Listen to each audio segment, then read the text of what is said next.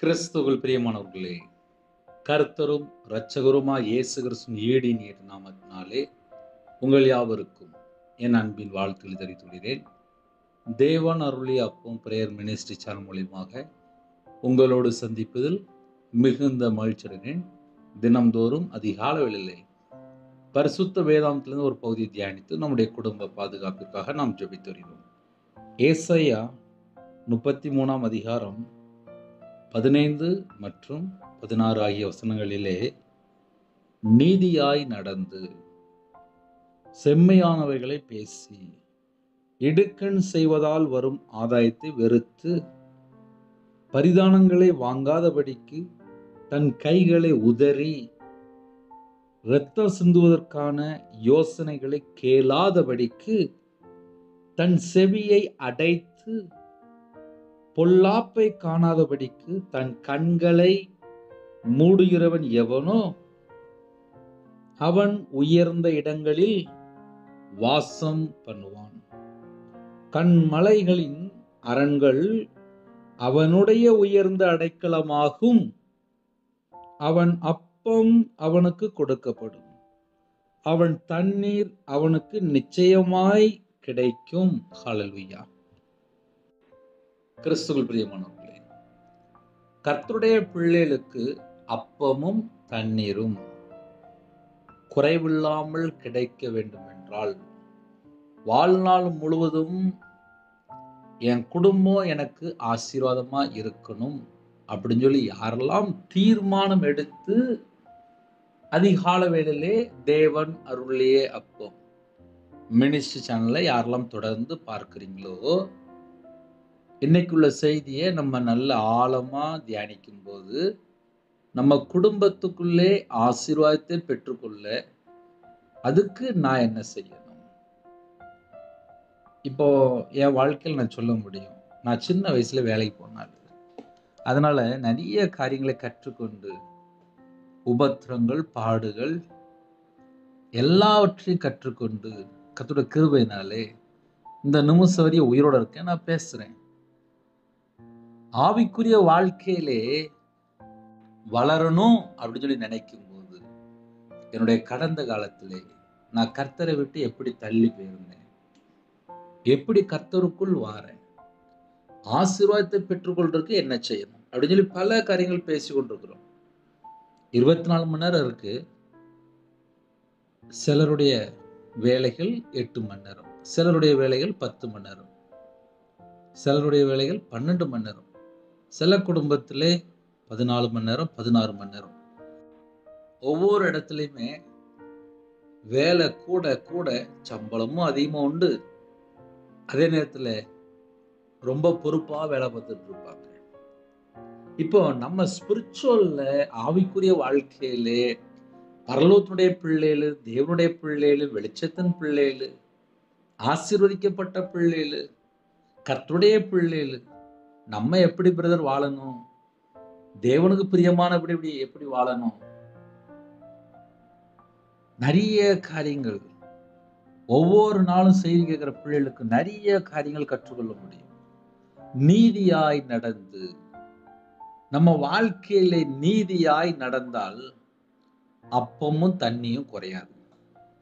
உங்க வீட்டுல ஒரு டைரி இருந்தா நீங்க எழுதியே வைத்துக் கொள்ளலாம்.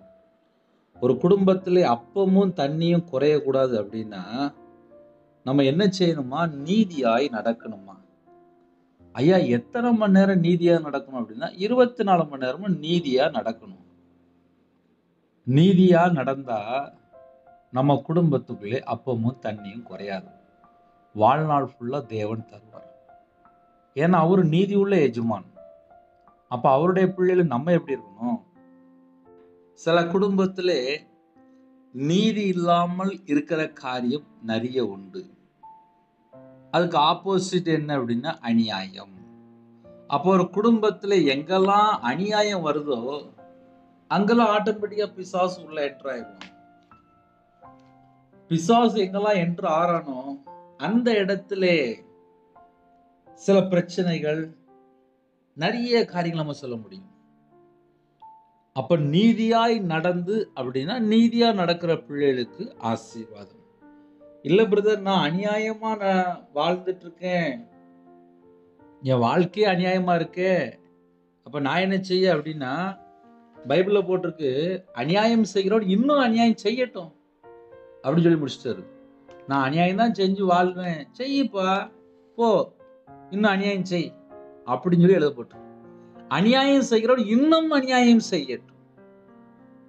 அதனால ஒரு குடும்பம் காலவேளையில செய்தி கேட்க அப்படின்னா, கர்த்தருடைய வார்த்தையை கேட்கறது பெருசு கிடையாது, கேட்டதுக்கு அப்புறம் நான் எப்படி வாழ்றேன் அதுதான் முக்கியம். என் வாழ்க்கையில நான் கையில பைபிள் எடுத்து வாசித்ததுக்கு அப்புறம் நடுங்க ஆரம்பிச்சேன், பயப்பட ஆரம்பிச்சேன். பரலோகத்துக்கு போகணும்னு சொல்லி நினைக்கும் போது நான் எத்தனை காரியத்துல மனம் திரும்ப வேண்டியிருக்கு. ஏன்னா நான் கர்த்தரை விட்டு தூரமா இஷ்டம் போல வாழ்ந்த துன்மா இருக்கு. அப்ப கர்த்தர் பக்கம் வரும்போது ஒரு மனுஷன் முதல்ல என்ன செய்யணும் அப்படின்னா, நீதியாய் நடந்து. இப்ப காலைல தூங்கி எழுந்திரிச்சிட்டோம், பேசுற வார்த்தையில இருந்து எல்லாமே அநியாயமா இருந்துச்சு அப்படின்னா, அங்க இயேசு கூட இருப்பாரா? ஜஸ்ட் ஒரே கேள்வி, ஒரே கேள்விதான். நான் வாயை திறந்தாலும் அநியாயமா பேசிட்டே இருக்கேன், அந்த இடத்துல இயேசு இருப்பாரா? அவங்க இதயத்துக்குள்ள இயேசு இருப்பாரா? அவங்களுடைய வாழ்க்கையில இயேசு இருப்பாரா? இயேசு வந்த வீட்டுக்குள்ளதான் அப்பமும் தண்ணியும் செழிப்பா இருக்கும், அங்க குறைவே வராது. ஒரு வீட்டுக்குள்ள எல்லாமே தட்டுப்பாடா இருக்கு அப்படின்னா என்ன காரணம்? நான் வியாபாரத்துல இருக்கும்போது எனக்கு ஒரு 55 லட்ச ரூபாய் கடன். என்ன காரணம் அப்படின்னு சொல்லி கையில பைபிள் எடுத்து வாசித்து பார்த்ததுல, மனுஷனை நம்பி, பொய் பேசி, கடன் வாங்கி, மாந்திரியத்துக்கு பணம் கொடுத்து, விக்கிரத்துக்கு பணம் கொடுத்து, மனைவிக்கு தெரியாம தந்திரமா, இஷ்டம் போல, கேடான வாழ்க்கை, துன்மார்க்கமான வாழ்க்கை, இது எல்லாம் ஒரு வீட்டுக்குள்ள வந்துட்டு அப்படின்னாலே அவங்க கட்டப்பட்டிருக்கிறாங்க. பாவ கயிறுனால, துன்மார்க்க கயிறுனால கட்டப்பட்டிருக்கிறாங்க. மரணத்தை விரும்பி போயிட்டு இருக்காங்கன்னு அர்த்தம். இயேசு கிறிஸ்துவிடத்துல வரணும் அப்படின்னா முதல் ஸ்டேஜ் என்ன அப்படின்னா மனம் திரும்பி. இன்னைக்கு நிறையருடைய மனசு அநியாயம் செய்ய துடிக்கி, அநீதியான வருமானம் தான் ஆசைப்படுறாங்க.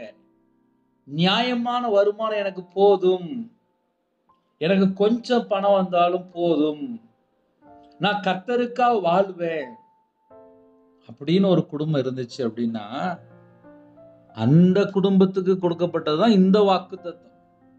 ஐயா, நான் இஷ்டம் போலதான் வாழ்ந்துட்டு இருக்கேன். சரி, இஷ்டம் போல வாழ்ந்தா அந்த வீட்டு வாசப்படியில பாவம் இருந்துச்சுன்னா, நாய் மாதிரி பாவம் படுத்து கிடக்குமே, பிசாசு படுத்து கிடக்குமே.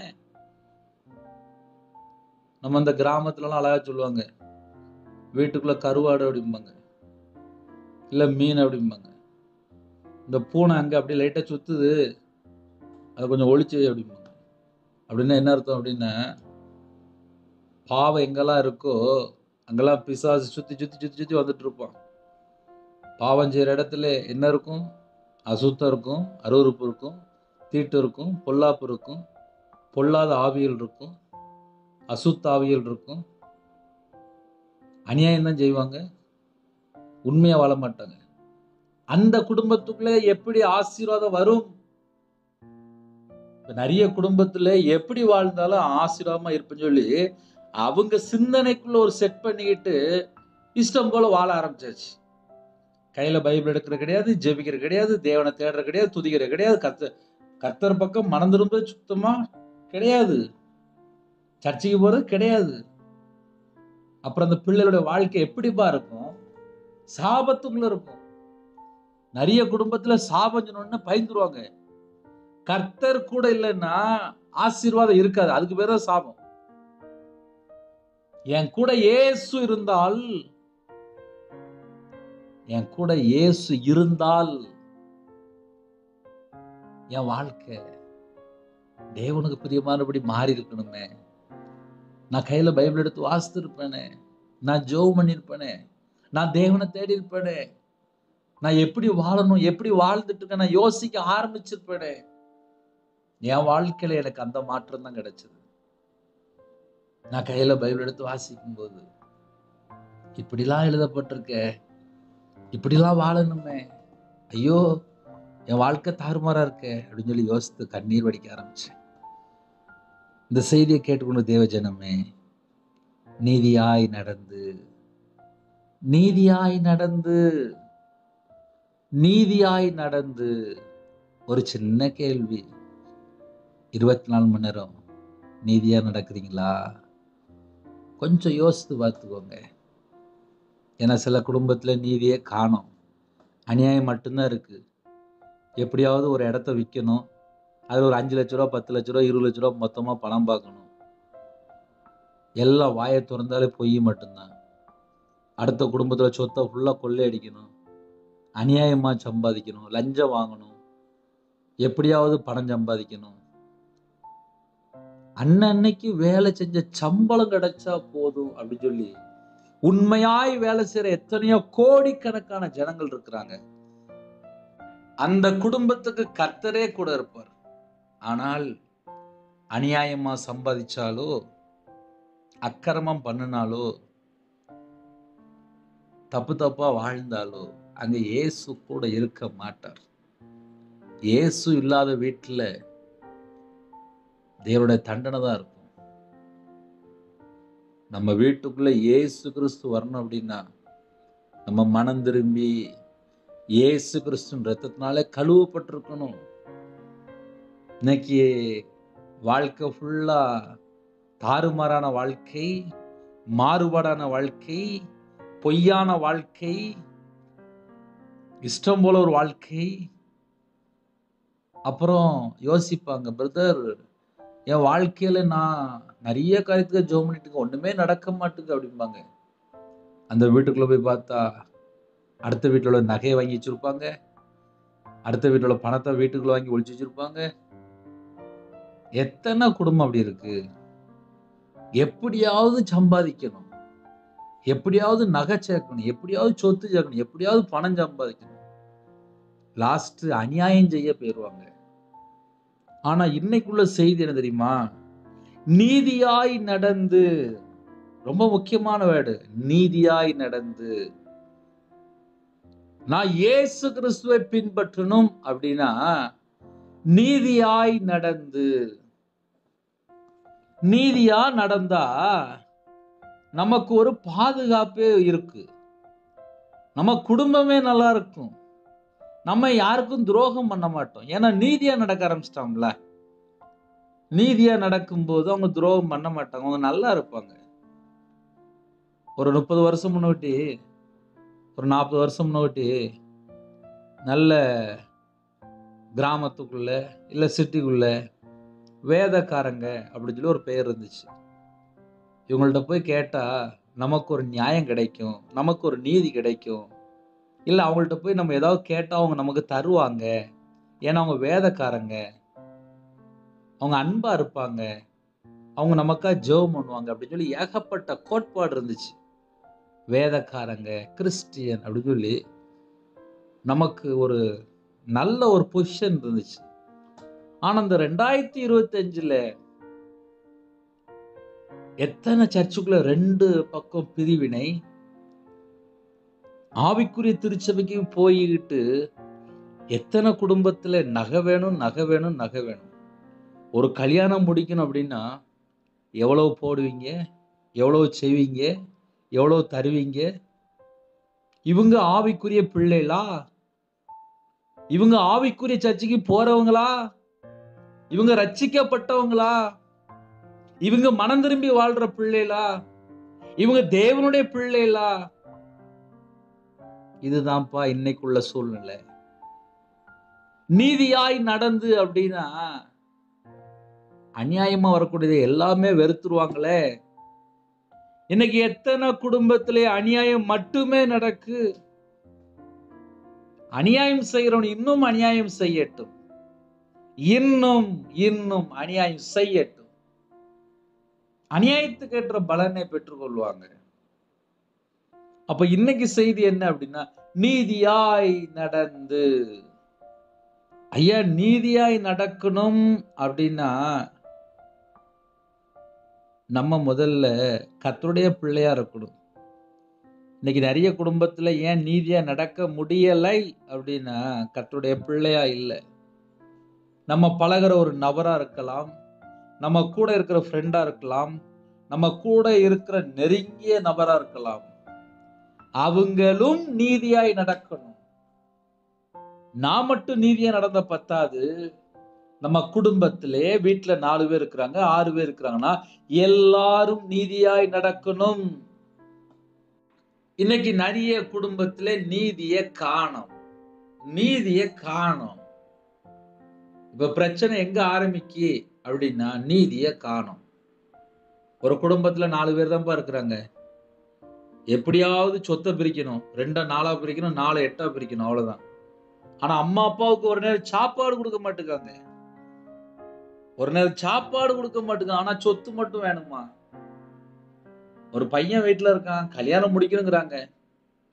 ஒரு நல்ல ஒரு பொண்ணு பார்த்தாச்சு.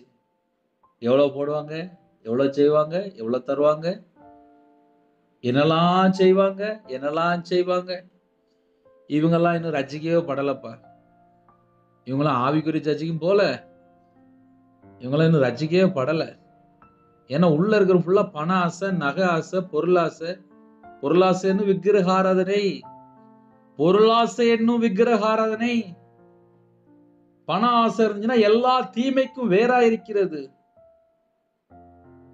நகை ஆசை எவ்வளவு போடுவீங்க, எவ்வளவு போடுவீங்க.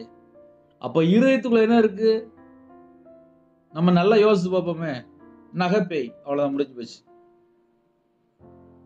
இப்ப நிறைய குடும்பத்துல 50 வயசு, 60 வயசு, 70 வயசு, 75 வயசு ஆனா கூட பரலோகத்துக்கு போகணுமே, நான் நீதியா நடக்கணுமே, நான் நீதியை பின்பற்றணுமே, அந்த இருதயம் எங்க போச்சு? அந்த இருதயம் எங்க போச்சு? எங்க போச்சு? பரலோகத்துக்கு போறவங்களுக்கு இந்த உலகத்துல குறித்த எந்த ஒரு ஆசையோ எதுவுமே இருக்காது.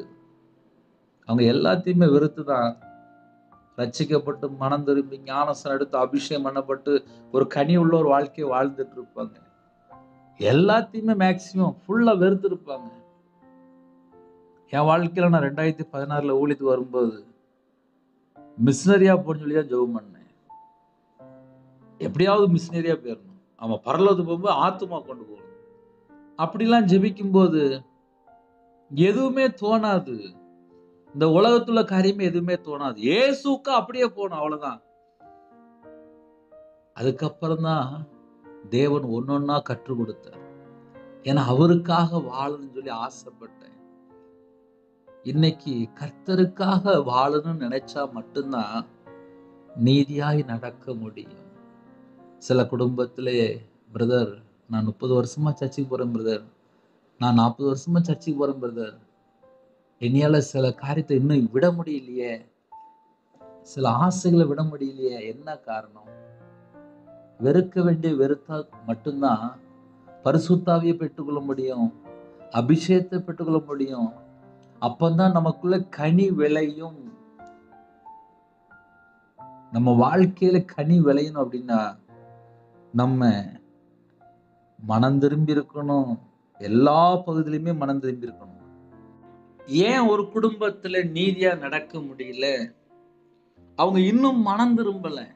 மனம் திரும்பினா மட்டும்தான் நீதியாய் நடக்க முடியும்.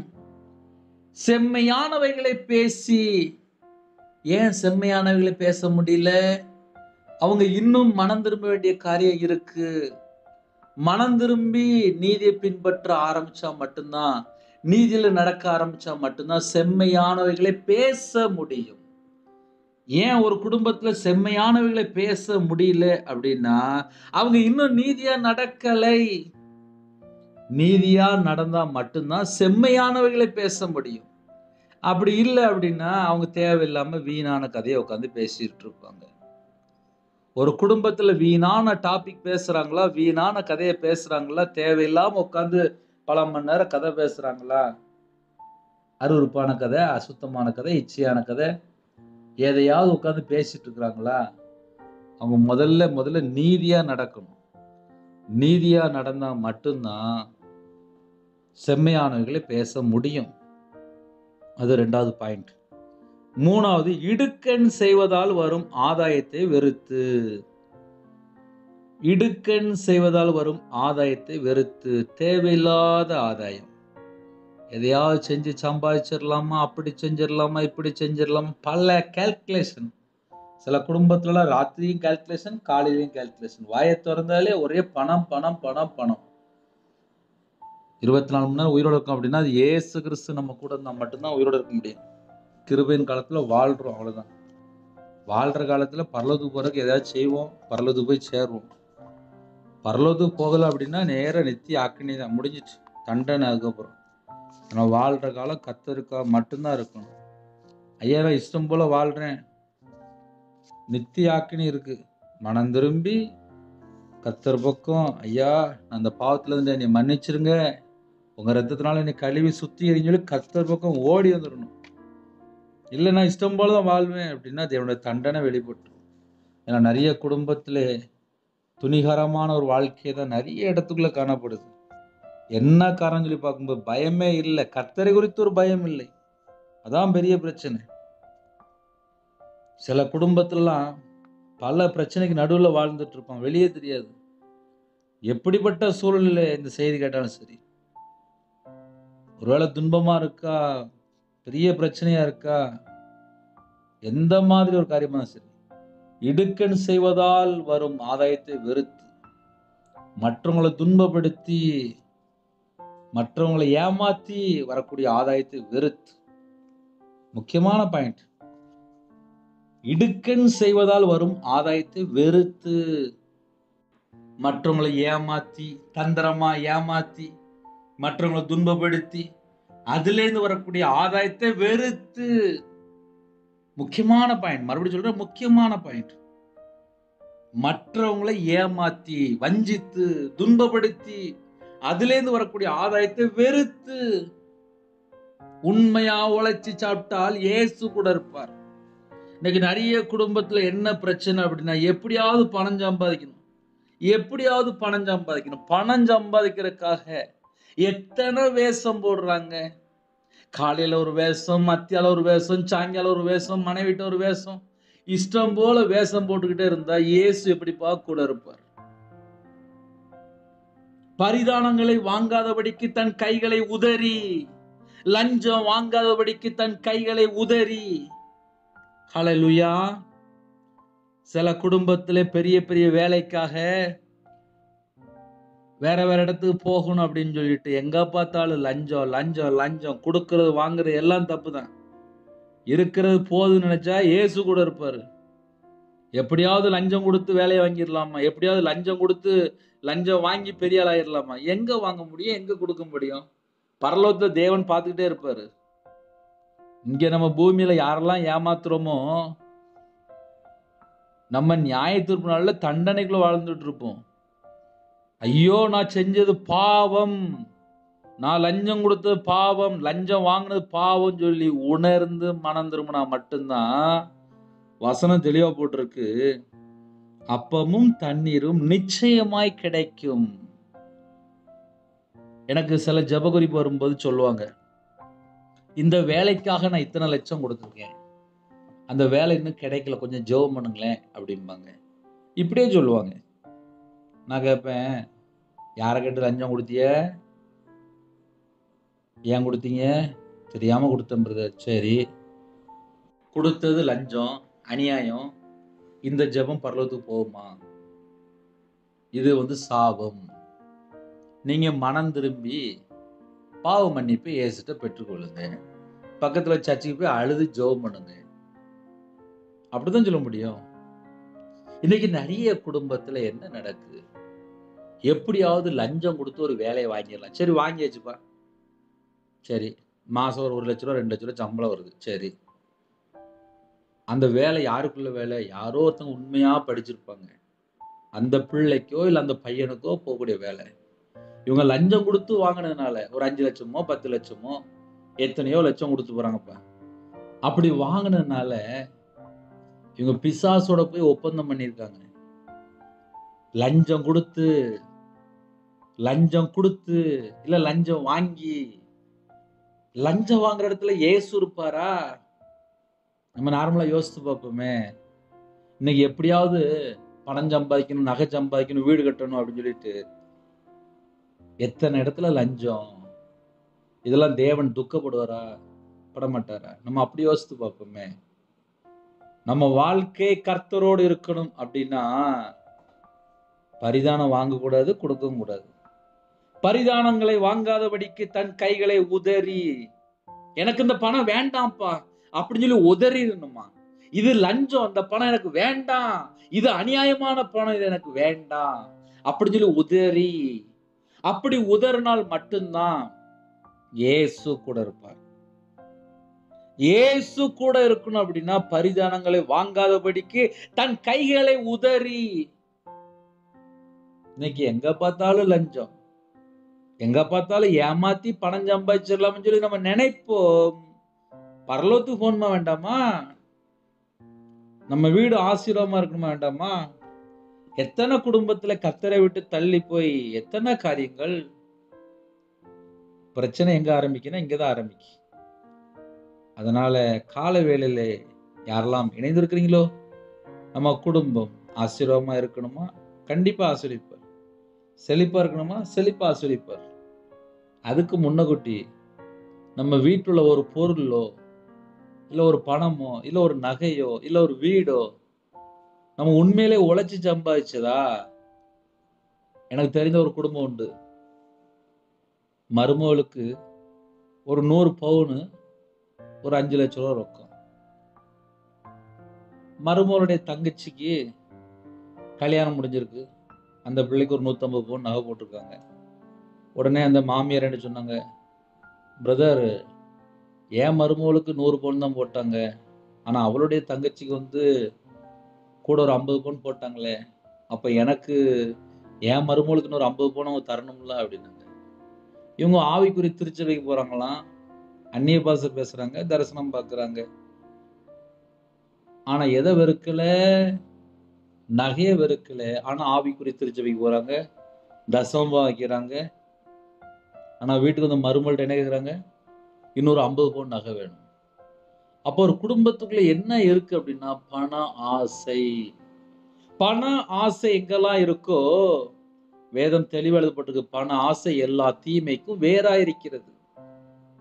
பண ஆசை எங்கெல்லாம் இருக்கோ அங்கெல்லாம் பிசாசு உள்ள ஆட்டோமேட்டிக்கா என்டர் ஆயிருவான். நம்ம ஆவிக்குரிய திருச்சபைக்கே போயிருக்கலாம். வீட்டு வாசப்படியில பாவம் வரக்கூடாது அப்படின்னா நான் அநியாயமா இருக்கக்கூடியதை வெறுத்திருக்கணும். அநியாயமா இருக்கக்கூடியதை வெறுத்திருக்கணும். நான் திருநெல்வேலி பகுதியில் இருக்கிறேன்ப்பா. இங்க ஒரு பக்கத்துல இங்க ஒரு சர்ச்சு கட்டலாம்னு சொல்லி பார்த்தோம். இடம் பார்த்தா பல லட்சம் வருது. கையில காசு கிடையாது, முடிஞ்சு போச்சு. தரிசனம் இருக்கு, ஆனா பணம் லட்ச லட்சமா கேட்கிறாங்க இடத்துக்கு. முடிஞ்ச எனக்கா ஜெபம் பண்ணிக்கோங்க. தேவன் அருளே அப்ப மனுஷனுக்கு ஜெபம் பண்ணிக்கோங்க. சில குடும்பத்துல பிரதர் உங்கள்கிட்ட ஜெபிக்க வரணும் அப்படிம்பாங்க. கொஞ்சம் பொறுங்க, நான் சொல்லும்போது வந்தா போதும் அப்படின்னு. 2016 தான் முழு நேர ஊழியத்துக்கு வந்தோம். அதுக்கப்புறம் சர்ச்சில் வேலை பார்த்தேன். 5 வருஷம் பைபிள் காலேஜ் படித்தேன். லாக்டவுனுக்கு அப்புறம் கர்த்தருடைய கிருபையினால ஆன்லைனில் செய்தி அனுப்பிட்டு இருக்கோம். இன்னும் சர்ச்செல்லாம் கட்டலை. முடிஞ்சா ஜெபம் பண்ணிக்கோங்க. சர்ச்சு கட்டணும், தரிசனம் இருக்கு, ஆனால் பல லட்சம் தேவைப்படுது. இதுதான் இன்னைக்குள்ள சூழ்நிலை. ஆனா அந்த பணத்து பின்னாடி ஓடியாச்சு அப்படின்னா ஒரு மனுஷனோட வாழ்க்கையிலே நிறைய இழந்து போயிடுவான். பரலோகத்தையே இழந்து போயிடுவான். பரலோகத்தை இழந்து போனதுக்கு அப்புறம் இந்த பூமியில 1000 கோடி சொத்து இருந்தாலும் என்னத்துக்கு? அதை வச்சு என்ன செய்ய? நல்லா யோசித்து பார்ப்போமே. ஒரு மனுஷனுக்கு 1000 கோடி சொத்து இருக்குப்பா, அநியாயமா சம்பாதிச்சுட்டே இருக்கான். களவாண்டு சம்பாதிக்கான், கொள்ளடி சம்பாதிக்கான். அதை வச்சு என்ன செய்ய? பரலோகத்துக்கு போகணும் அப்படின்னா நம்ம எப்படி இருக்கணும்? நம்ம யோசித்து பார்ப்போமே. நம்ம வாழ்க்கை எப்படி இருக்கணும்? பரிதானங்களை வாங்காதபடிக்கு தன் கைகளை உதறி, இரத்தம் சிந்துவதற்கான யோசனைகளை கேளாதபடிக்கு தன் செவி அடைத்து. சில ஆட்கள் யோசனை கொடுப்பாங்க, எப்படியாவது சாதிச்சிடலாமா, இல்ல இப்படி சம்பாதிச்சிடலாமா, கிரிமினலா, அதாவது அடுத்த குடும்பத்தை அழிச்சு சொத்து சேர்த்துடலாமா. இரத்தம் சிந்துவதற்கான யோசனைகளை கேளாதபடிக்கு தன் செவியை அடைத்து, நமக்கு யாராவது தப்பான ஒரு ஆலோசனை கொடுக்கறாங்களா, உடனே காதை அடைச்சுக்கிடணுமா.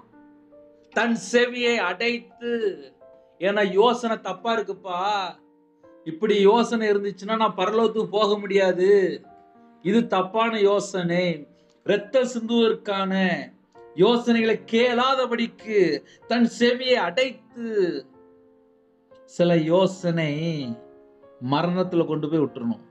அடுத்த குடும்பத்தை எப்படியாவது களவாண்டி சம்பாதிச்சிடலாமா, கொள்ளையடிச்சு சம்பாதிச்சிடலாமா, இதுவே ஒரு புத்தியா வச்சிருக்காங்க. கேடான புத்தி.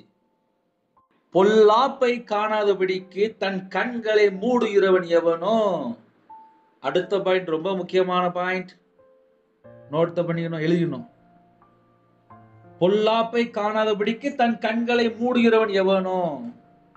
பொல்லாப்புன்னு தெரிஞ்சிட்டு உடனே என்ன பண்ணிடணுமா, கண்களை மூடிடணுமா. பொல்லாப்பை காணாதபடிக்கு தன் கண்களை மூடுகிறவன் எவனோ.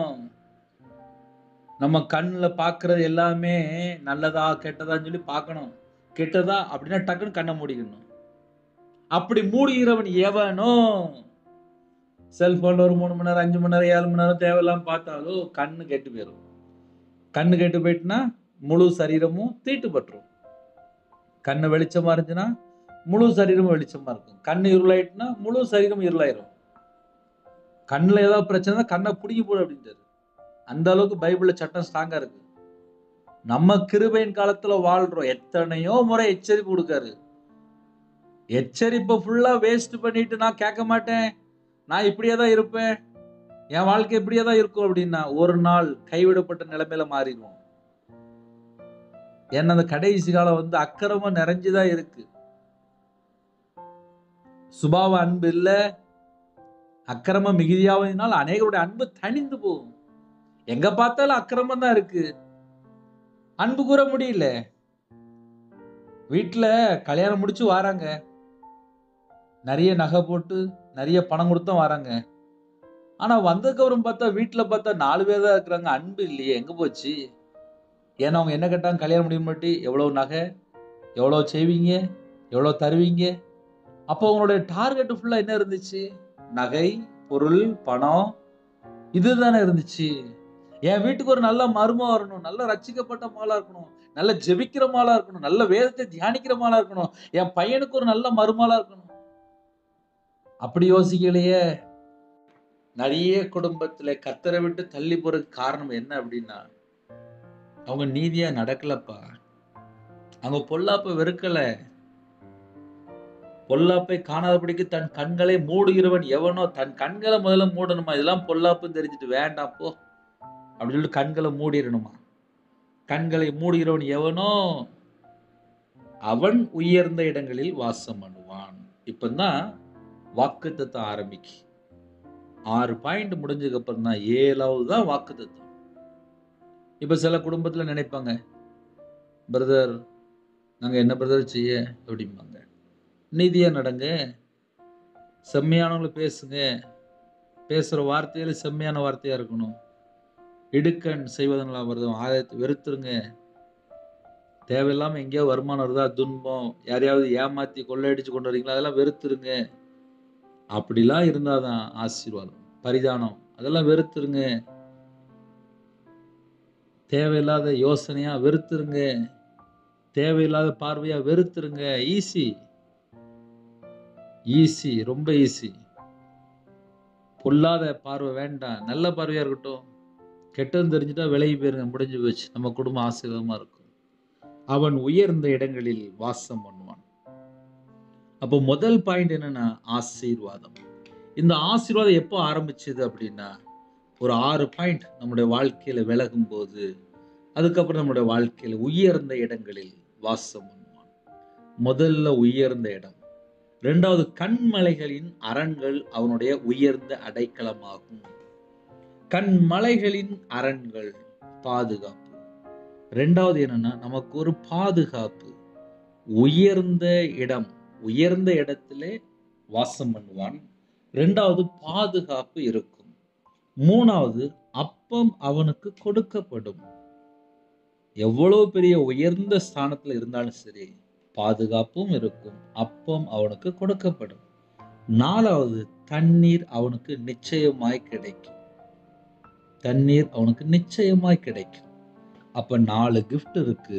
6 காரியத்தை வெறுக்கணும், 4 கிஃப்ட பெற்றுக்கொள்ளணும். இந்த 4 கிஃப்ட்டுமே நம்மளுடைய தலைமுறைக்கு இருக்கும். அந்த 6 பாவம் என்ன செய்யும் அப்படின்னா, பரலோகத்துக்கு போக விடாது. ஒரு மனுஷன் அநியாயமா நடந்துட்டான்னா பரலோகத்துக்கு போக முடியாது. தேவையில்லாத வார்த்தையை பேசிட்டு இருந்தான்னா பரலோகத்துக்கு போக முடியாது. இடுக்கண் செய்வதால் வரும் ஆதாயத்தை வெறுத்து மற்றவங்களை ஏமாத்தி வரக்கூடிய ஆதாயம் நல்லா இருக்காது. அது அநியாயமா இருக்கும். லஞ்சம் வாங்கி சம்பாதிச்சா அது நல்லா இருக்காது. பொல்லாத யோசனை, அதெல்லாம் முடிவு பார்த்தா தப்பா இருக்கும். பொல்லாத பார்வை, இதெல்லாம் நம்ம வெறுத்து 4 விதமான ஆசீர்வாதங்கள் இருக்கு. ஒரு பக்கம் பார்த்தா உயர்ந்த இடத்துல ஆசீர்வாதம், 2வது பாதுகாப்பு, 3வது இடத்துல தண்ணியா இருக்குமா, அப்பமும் இருக்குமா. இந்த ஆசீர்வாதம் நமக்கு எல்லாருக்குமே வேணும். எனக்கும் வேணும், உங்களுக்கும் வேணும்.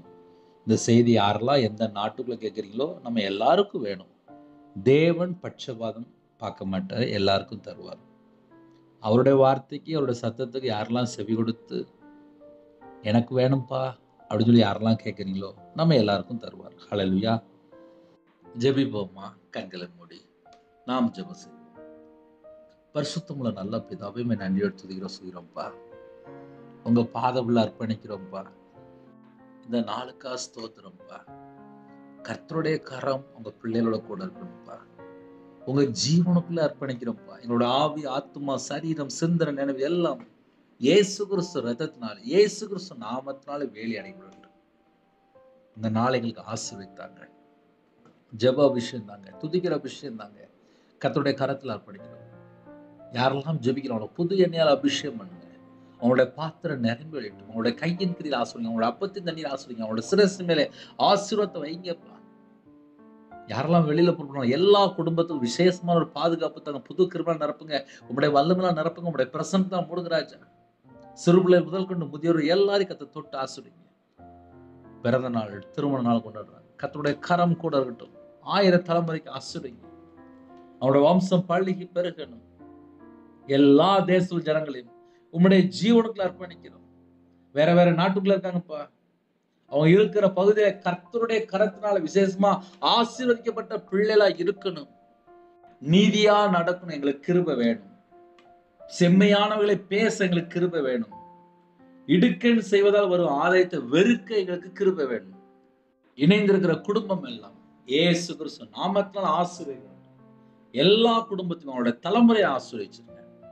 வெளியில புறப்படுறாங்க, சிறுபிள்ளை முதல் கொண்டு முதியோர் வரை எல்லாருக்கும் வாகனத்திலிருந்து எல்லா குடும்பத்துக்கும் பாதுகாப்பு கொடுத்துருங்க. இன்னைக்கு தேவைகள் எல்லாவற்றையும் கர்த்தர் சந்திங்க. கற்பத்தினிக்கா ஜெபிக்கிறங்க, கர்த்தர் மனம் வரங்க. மாசமா இருக்காங்க, கர்த்தர் ஆசீர்வதிங்க. டெலிவரி போறாங்க, கர்த்தர் கூட இருங்க. வாலிப பிள்ளைகள் இணைந்திருக்காங்க, ரட்சிக்கப்படணும், கிருபை செய்யுங்க. திருமணத்துக்கு ஆயத்தமா இருக்காங்க, ஏற்ற துணை தாங்க. திருமணம் முடிஞ்சதுக்கு அப்புறம் நிறைய குறைகள் மன்னித்து பரிசுத்தப்படுத்தி கர்த்தர் மீட்டெடுங்க. இந்த நாளில் கடன்ல எந்த குடும்பத்துல அதிகமான உபத்திரங்களோ அந்த உபத்திரத்தை மாற்றிட்டாங்க. சில குடும்பம் புதுசா இணைந்திருக்காங்க. அவங்களோட வாழ்க்கையில என்ன தேவைக்கா ஜெபிக்கிறாங்களோ, வீடு கட்டணும், கர்த்தர் நிறைவேற்றித்தாங்க. வேலை வேணும், கர்த்தர் நிறைவேற்றித்தாங்க. சரீரத்துல பலவீனத்தோடு ஜெபிக்கிறாங்க, கர்த்தர் பூரண சுகம், பூரண விடுதலை தாங்க. தீர்காயுஸ் தாங்க. உங்களுடைய தலைமுறை கரத்தினால சுகமானிகள் பேசும்படி சுகமாக்கி தாங்க. தேவனர்கள் அப்ப மினிஸ்டர் உங்களுடைய பதவியில் அப்படிங்க. எல்லா குடும்பத்தையும் கர்த்தர் கூட இருந்து ஆசீர்வதிங்க. பலவீனத்தோடு ஜெபிக்கிற குடும்பத்தை கர்த்தர் சுகம் தாங்க, விடுதலை தாங்க. இந்த நாளிலும் எல்லா குடும்பத்தையும் கர்த்தர் பொறுப்படுத்துங்க. உங்க நாம மட்டுமே விடட்டும். அப்பிரயோஜனமான ஊழியக்காரம்பா. 24 மணி நேரமும் தேவ திட்டத்துக்குள்ள இருக்கணும். உங்க பிள்ளைகளை உங்களுடைய கரத்துல அர்ப்பணிக்கணும். கர்த்தர் பாதுகாத்துங்க. இயேசு கிறிஸ்துவின் பிதாவே, ஆமென். தேவனுக்கே மகிமையுண்டாவதாக. கர்த்தர் தாமே உங்களையும் உங்கள் குடும்பத்தையும் சகல காரியத்திலும் சம்பூர்ணமாக திருப்தியாக கர்த்தர் கூட இந்த ஆசீர்வதிப்பாராக. ஆமென்.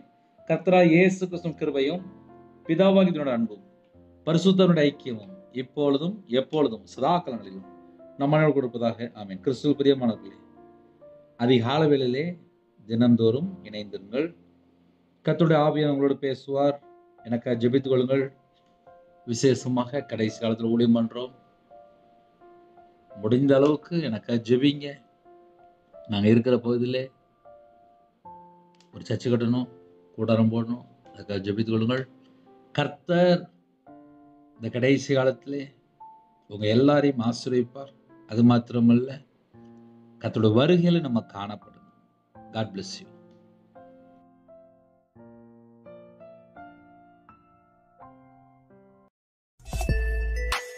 Thanks for watching. Please subscribe our channel. Click the like and share. Click the bell. God bless you.